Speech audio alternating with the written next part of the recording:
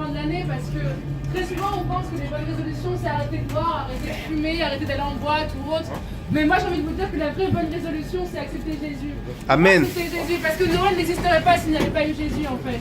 Trop souvent on est là, on sent qu'il est né le divin enfant. Mais cet enfant il a grandi en fait. Et cet enfant c'est devenu un homme sans péché, un homme rempli de bonté, un homme rempli d'amour. Et cet homme là c'est Jésus. Et j'aimerais vraiment vous dire à tous que cet homme il est mort pour nous en fait, il est mort pour justement nous assouvir de tous nos péchés, il est mort parce que à cause de nous en fait, aucun sang humain ne pouvait expier le sang des pécheurs en fait, à part celui de Jésus. Et il est très important de comprendre que la vraie résolution à prendre cette année, c'est d'accepter le Christ en nous. Pourquoi il est important d'accepter le Christ en nous? Je ne dis pas que si vous l'acceptez, votre vie va s'arranger, mais en tout cas, votre âme pourra reposer en paix. Il est très important de comprendre cela. Il est très important de comprendre pourquoi Jésus est important dans notre vie. Alors oui, vous nous direz, oui, non mais moi j'ai déjà été à la messe, j'ai été baptisé, j'ai fait les 5 sacrements, nani, nan. Non, moi je ne vous parle pas d'une religion, je vous parle d'une relation. Parce que tout d'abord, avant de croire au Seigneur, il faut avoir une réelle relation avec lui. Et la réelle relation, c'est d'abord dans son amour. Parce que s'il n'y avait pas eu cet amour-là, il ne serait jamais mort pour nous. Il n'aurait jamais sacrifié sa propre vie qui était saine pour nous sauver, nous qui étions pécheurs. Alors oui, c'est vrai, moi je parle, mais je suis loin d'être meilleur que vous. Oui, j'ai accepté Jésus, mais il y a encore tellement de choses que je dois modifier dans ma vie. Mais sauf que, contrairement à certaines personnes d'ici, eh ben moi j'ai compris que j'étais mauvaise. Moi j'ai compris qu'il y avait des choses que je devais modifier dans ma vie et qu'il n'y avait que le Seigneur qui pouvait le faire en moi. Alors oui, c'est difficile d'abandonner beaucoup de choses, mais moi j'ai envie de vous parler. Moi je suis une ancienne toxicomane, vraiment. Je passais mes journées à fumer des gros joints.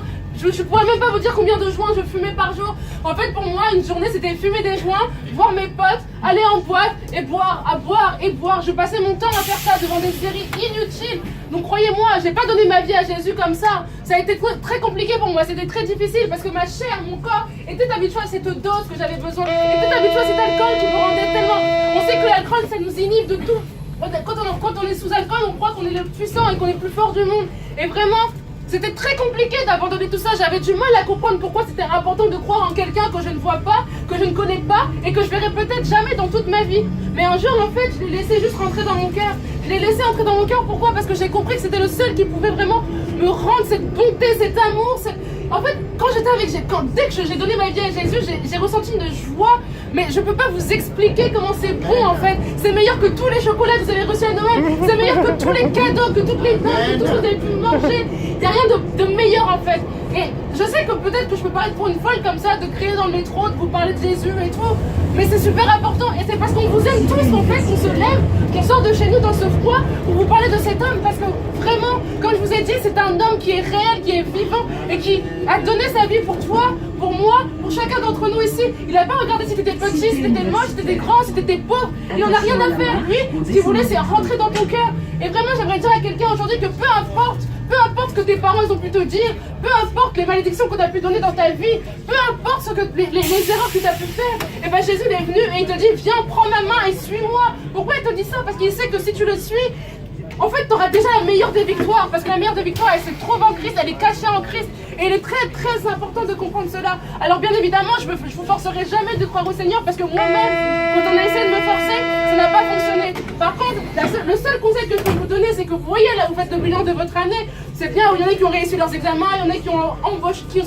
embauchés dans un nouveau emploi, il y en a qui ont eu une nouvelle copine, il y en a qui vont se marier, peu importe. Mais croyez-moi, vous n'avez pas réussi votre vie si vous n'avez pas reçu Jésus.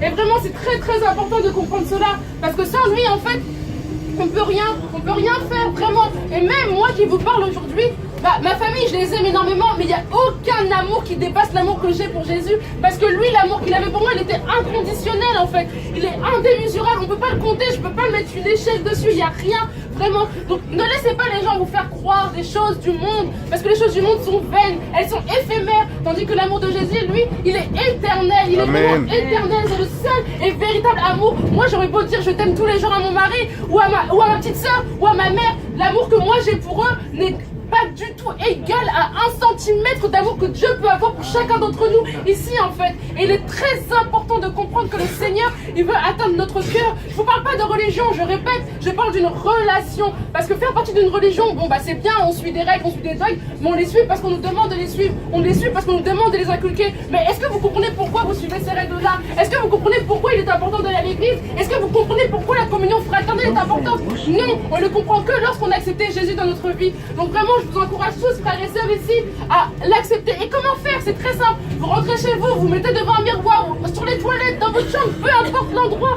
Il ne faut pas avoir honte devant lui, il a tout créé. Et vous lui parlez dans votre cœur. Et vous lui dites, ok Seigneur, maintenant montre-moi que tu existes. Montre-moi que Dieu qu'on parle tous les jours, le Jésus que j'entends parler, il existe. Et croyez-moi, frères et sœurs, qu'il va vous montrer qu'il existe. Je ne sais pas comment, il vous le montrera selon vos propres vies, propres à chacun.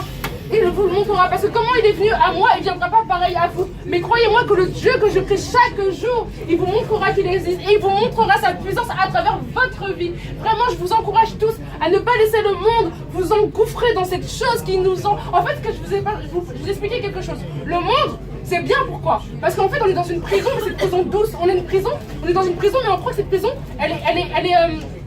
on croit que cette prison, on est libre en fait. En fait, on est enchaîné, mais on s'en rend pas compte parce qu'on peut faire ce que l'on veut. Et on croit que faire ce que l'on veut, c'est être libre. Mais en vérité, faire ce que l'on veut, c'est pas du tout une liberté. Ma mère me disait toujours, liberté, ce n'est pas libertinage. Pourquoi? Parce que quand tu es libre, tu as tendance à faire n'importe quoi. Quand tu es libre, tu as tendance à croire que la vie, c'est faire ce que tu veux de ta vie. Aller en boîte, acheter des... faire l'amour avec des putes, acheter des joints, enfin, je vous disais tout ce que moi je faisais, franchement, vous direz, mais comment toi t'as pu donner ta vie au Seigneur? Vraiment. Mais en fait, j'ai compris que la vraie et réelle liberté, elle était en Christ. Amen. Parce que c'est le seul qui va sauver mon âme. Vous voyez ce corps-là, je suis maquillée, toute pimpante. Ça, on s'en fout, parce que si mon cœur à moi, il est mauvais, je ne serai pas sauvée, même si je suis là en train de vous parler de Jésus. Et c'est ça qui est très important. Je suis libre parce que le Seigneur que je prie tous les jours, parce que Jésus que je prie tous les jours, est entré dans mon cœur. Et c'est ça qui ferait la vraie liberté. Donc frères et sœurs, vraiment, je vous encourage à ne pas juste écouter ces paroles,